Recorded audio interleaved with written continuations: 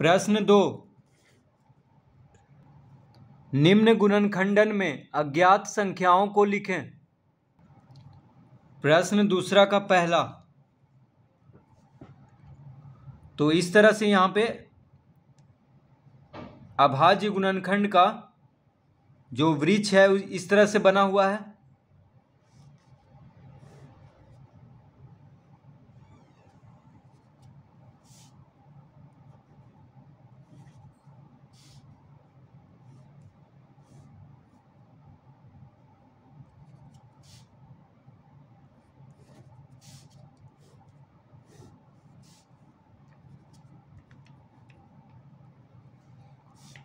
तो यहाँ पे ए बी सी का मान ज्ञात करना है।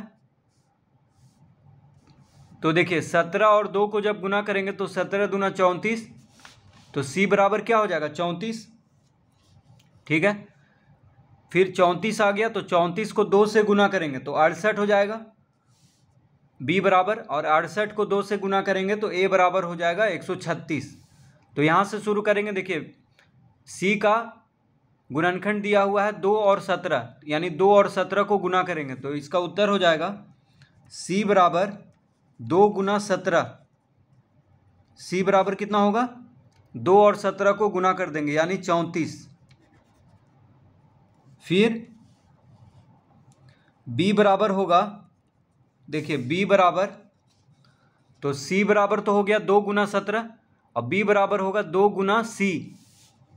क्या होगा 2 गुना सी, यानी 2 गुना सी कितना लाए हैं, सी लाए हैं 34, तो 2 गुना 34 यानी 68, तो बी बराबर आ गया 68।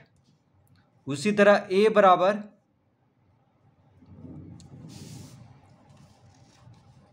बराबर हो जाएगा 2 गुना बी, 2 गुना बी,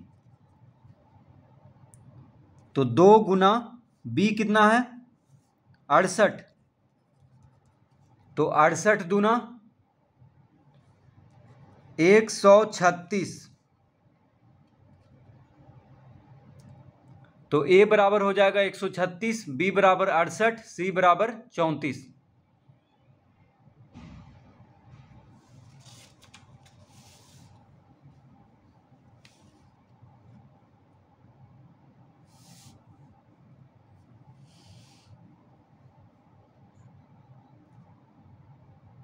तो इस प्रश्न में कह रहा है कि क्या सबसे ऊपर की संख्या अन्य संख्याओं को बिना ज्ञात किए मालूम की जा सकती है, क्यों।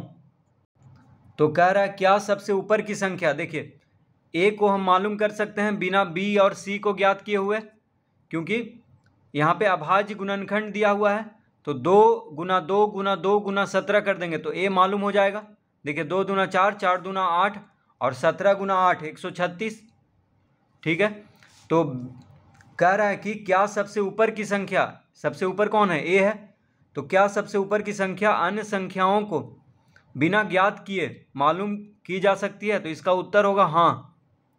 क्यों, तो लिखेंगे क्योंकि यह संख्या अभाज्य गुणनखंडों का गुणनफल है और अभाज्य गुणनखंड मालूम है। देखिए ये सब अभाज्य गुणनखंड है, ये सब अभाज्य संख्या है, तो ये इन चारों को गुना करेंगे तो ए मालूम हो जाएगा। तो लिखेंगे यहाँ पे हाँ, इसका उत्तर होगा हाँ, क्योंकि यह संख्या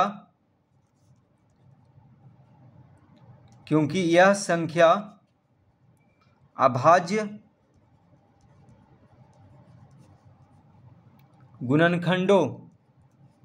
गुणनखंडों का गुणनफल है और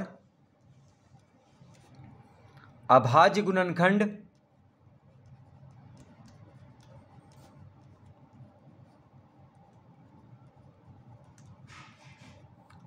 गुणनखंड मालूम है।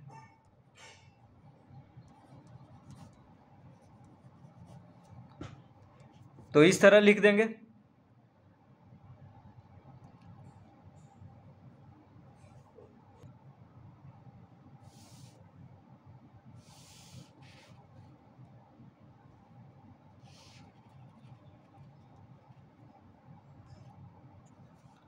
दूसरा,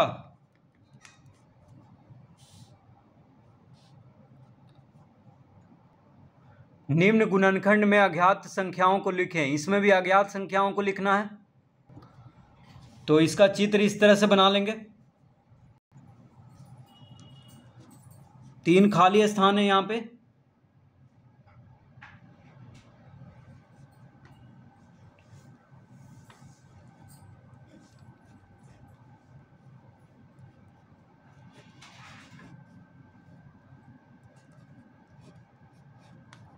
फिर 2 और खाली स्थान है,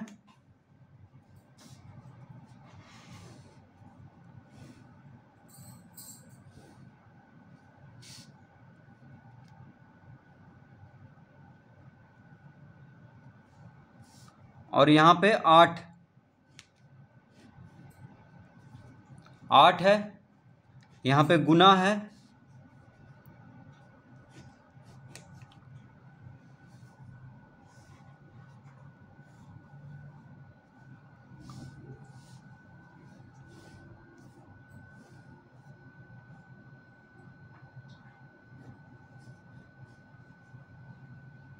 और यहाँ पे 72 है।